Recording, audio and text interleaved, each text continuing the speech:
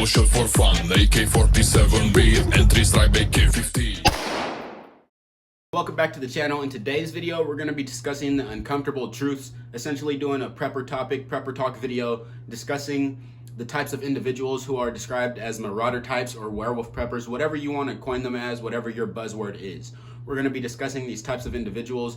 I just want to break this reality out to you guys. This is the uncomfortable truth involving prepping. So if you guys aren't aware of it, there's people out there who are out to get you if you're a prepper, and they're preying on you for the fact that you prep. So we're going to be covering that topic in today's video. If that's something you guys do go on to enjoy, be sure to leave a like, comment, and subscribe for more content like this, and let's get into the video. What I want to be talking about today, as I mentioned already in the intro, is we're discussing marauder types or werewolf preppers. The word marauder is more common than werewolf preppers, but the word werewolf preppers has been coined recently. Essentially what this type of person is the person that you speak of. This could be a family member, a friend, a best friend, anybody, a coworker. This is the type of person you speak to when you're talking about a SHTF end of the world scenario, WROL situation. You know, we're in a without rule of law situation. We're in a chaotic civil unrest society currently. And these type of people are willing to prey on you and come take from you and yours. These are the people who say, I'm going to come to your house and I'm going to take yours, or I don't even need a prep because I have guns. If you ever hear these words from somebody, from an individual, make sure you never speak words to them again that involve anything with prepping. And you guys should already be careful on who you're keeping within your circle of prepping conversations. You know, everybody shouldn't just be involved in those topics. Not saying be too paranoid, but in the same sense, you guys want to be just a little bit paranoid to be safe about it, because there's no point of going up to somebody and be like, have you stocked up food buckets? And you know, you need some food buckets. I got mine back during COVID, but like, I don't know if you got yours. You should get them in case something happens. Those people are if those are the type of people who are gonna try to come and take from you, now you just gave them a reason why you're the person to come and take from, you know? So don't just say things like that out in the open. But like I said, guys, you guys want to watch out for who could be these types of individuals. This could be a family member, a friend, coworker, your boss. Most likely, it's going to be somebody outside of your immediate household, because everyone within your immediate household is already going to know you're prepping. So all your immediate family members, people that live with you, or your children, your significant other, whatever the case may be, whatever your current situation is, those people most likely are already going to be aware of prepping, and hopefully they're already contributing. But you don't really have to worry about them. More you have to worry about the people that you're close to outside of your immediate household. All your close friends, best friends, family members, or coworkers. A lot of these people are going to have that mindset where I don't need a prep. Joe Bob down the street did all the prepping for us. You know, he got the food buckets. He got the rice and beans. We're going to be okay. He knows how to make fires and filter water. You know, these are the things that people really think. And they think you're going to be able to protect them and secure an area for them. They don't want to put any work in to work on their fitness, their cardio, becoming more of an asset rather than a liability to the community within itself. So I think it's a really important topic to consider and talk about here in the community, within the prepper community, gun community, whatever you want to consider it. They may not be a threat as in a marauder type, but they don't really want to be an asset. They don't really want to pull their own weight. If you're not doing your cardio, if you're not taking care of whatever your specific responsibility is, if you're the radio guy, if you're not learning new radio things or trying to set up frequency cards for your community, then you're lacking. You guys are not doing your full part. You know, if you're the marksman within your group, or you're the long range rifleman, then you should be trusted to operate the special purpose rifle or whatever your rifle of choice is, to be able to be capable with it out to whatever distance you guys have designated for that person. Okay, if you need to be able to hit targets at 800 yards at an 8-inch size plate, you should be able to do that. That's a really hard thing. That's a lot easier said than done, especially with the 5.56 weapon system, but it's definitely capable, you know, definitely possible. It's the Indian, not the arrow, basically. So it doesn't really matter what weapon system you have, as long as you have a weapon system that is capable of it and you're capable of getting there with that weapon system. But getting back to the main subject here, guys, marauder types, people who are willing to prey on you, predatory preppers, right? These are the people these could be your own friends who are preppers as well. So you guys got to watch out for the fake preppers out there, because there's a lot of people who claim to be a prepper, claim to be like-minded individuals or of the prepared citizen type, but some of these people stockpile more ammo than they have food. This is a problem. If you have thousands of rounds of ammo sitting in your closet or somewhere in your house, in your garage, but you don't have at least 6 months to a year worth of food stocked up and at least 3 months worth of water somewhere in some tanks and some containers, you guys are not thinking about this like securely in a smart manner. You're going to end up on the wrong side of the stick, and you're going to end up being a marauder type. You're going to end up a predatory prepper. Now, I'm sure most of you guys watching this channel are already aware, and most of you guys have already thought about this scenario and that's why you practice prepping. And that's what I appreciate. That's my goal here, is to create more like-minded individuals, create more assets within the community, because I'd rather see more people who don't have to leech off each other or think about, do I have to go take something from them to put a meal in my son's stomach, you know, because my kids are starving. So it's a realistic conversation. It's a realistic topic. We never know how bad things could get here. You guys are prepping and you guys have supplies. You have beans, bullets, band-aids. You guys have all the important 3 B's of prepping. You guys are learning what to do. You guys are really making this an important part of your life. You're trying to become a real asset to your community, or you already are part of a community or leading one. It is your duty, it is purely your responsibility to make sure that you guys are analyzing the type of characters and type of individuals you're letting within the group, or even know about this group, or study you guys, you know, even if they're a close family member. Like I said, close family member, best friend, coworker, boss. You guys got to communicate with these people on a different level when it comes to acknowledging who they are and what you do when it involves prepping. Because a lot of people will get that, and that gives them an instant signal. I'm coming to his house. I'm coming to your house. I'm going to come to your house with my rifle, and I'm going to try to take yours.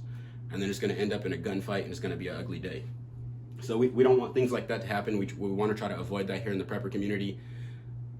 Though we do prepare with defensive capabilities for reasons. So that's the reason you never want to be a marauder type. If you're a prepper, most likely you have the beans, the bullets, and the band-aids. So the bullets go to do with defensive capabilities, obviously. Most preppers have thousands of rounds and more than enough weapons to arm their household and maybe another one.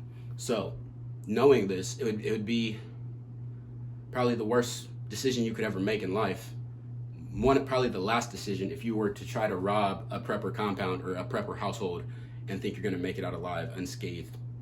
You know, it's just not a good idea. I would never do it myself, just off basic morals. You know, morally, I would not do this because it's wrong, it's evil. I don't want to do wrong and harm others to try to secure something for me and mine, because we didn't take proactive action in good times, when we had times of abundance, you know, when the supply chain was still doing good. What you guys don't realize is we still have times of abundance when our supply chain is like this in our current state. Yeah, the economy may be going up and down. We don't exactly know. Everybody's always saying it's going down, it's getting worse. But what we do know is we have a state of abundance currently. There's still a lot of access to everything within the supply chain, and you could stockpile whatever you want right now as a prepper. You could get however much ammo you want. You could stockpile however much food you want, however many medical supplies. You could go take as many classes as you want, right? So you guys could train up, get as prepped as you want to be right now in our current day and age. It's the new year. You guys need to take advantage of it. But basically, all I'm talking about in today's video is the threat of marauder types and werewolf preppers, or predatorial preppers. Like I said, there's a bunch of buzzwords for this, but you guys need to watch out for them and make sure that you're taking this as a serious threat in securing defensive plans for you and yours, and making sure you're not involving the wrong people within your preps, within your community. Just being smart about who you think is like-minded, okay? Like I said, this is a very common topic that some people have tossed around here within the prepper community. It's not a too far drawn off topic that no one's ever heard of, but it's something that I believe is needed to be revisited. I think it has enough importance because a lot of people don't realize there's a lot of preppers out there who are very friendly and want to share, not necessarily share their preps, but share the ideas of prepping up into the point where you know completely that what their level of preparedness is at, you know, and then they become a detriment and a threat to their own crew, their own group, your MAG, mutual assistance group, whatever you want to call it, your community. If you're somebody who can't keep your mouth shut, they say loose lips sink ships, you know? So we can't have people like that. We can't be like that. You should already know that as an individual who preps and does this. But yeah, make sure you guys are vetting who you know. As I talk about vetting your equipment, going to the range, testing your gear, if you got budget gear or if you got a $3,000 rifle. Whatever it is, make sure you're testing it. Make sure it's not a lemon. Make sure the person you're meeting before you let them into your crew is not just somebody who is a liability and you can't depend upon. You know, go put them through trainings, give them reasons why they may or may not want to be part of your group. And if they still want to be part of your group, then still keep analyzing them more, but make them feel welcome. But as you're making them feel welcome, don't expose everything to them, right?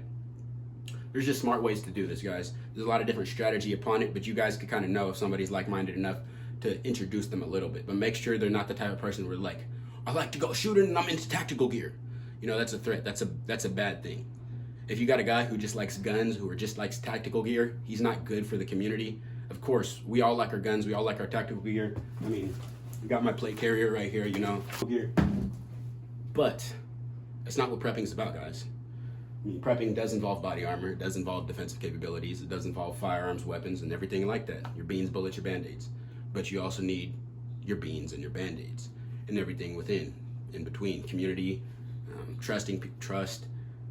You just need to be an asset, and you need to make sure the people around you aren't liabilities and you can depend on them, essentially, guys. This is a pretty long, drawn-out video, but I just wanted to get this point out to you guys to make sure you guys are really considering this. I know a lot of people within the prepper community already consider this to not talk about prepping too much, because it's almost like, if you ever heard about the movie Fight Club, there's one rule of prepping is don't talk about prepping. The one rule of Fight Club is don't talk about Fight Club, But it's basically like that. Unless you know the other person is like-minded enough to where they know who a prepper is, they know who they're involving themselves with, if they would even think to act upon something like some type of marauder activity, then don't even involve them at all. You don't want to involve yourself with somebody who's ignorant and maybe a potential threat to you and yours in the end of days. And those are especially the type of people who you could never trust to do anything with. There's no trade, there's nothing on the table for them once they say something like that. So if someone says, even if they don't say this to you specifically, if someone says, I'm gonna come to your house, or I'm gonna go to their house, I know they got stuff, I got guns, I'm gonna go to their house and we could take their stuff. You can't trust them at that instant moment, because if they're going to do that to somebody else, they're going to do that to you if you're willing to turn them down. If you don't agree with their morals, then you'll be like, oh, you don't like me, you're not willing to do things my way, maybe I should take from you and try to get a group of marauders to come with me and take yours, So it's just a little war game scenario to throw out there, guys. It's not something to take too serious, but it's also something to take very serious. You never know, like I said, if things were to happen, these are the type of ways that people would start to behave in. This is the type of behavior that humans would naturally fall into. So, I don't know, it's just a little thought I had randomly cooking in my brain. Let me know what you guys think in the comment section about your opinion on this topic, or what you think of marauder types, werewolf preppers, predatorial preppers, people who just say they're going to try to come and take from you and yours. I definitely want to know what you guys think about this video, your opinion on it. Comment down below your opinions about what you would do if a marauder came to your house. Comment down below if you made it this far in the video. Yeah, like I said, I'll have more videos coming out later on today or later this week involving prepping and things alike. I'll be cooking up some short form content and some things for TikTok, potentially. If it doesn't get banned, it's probably going to get banned, but we'll see how that goes.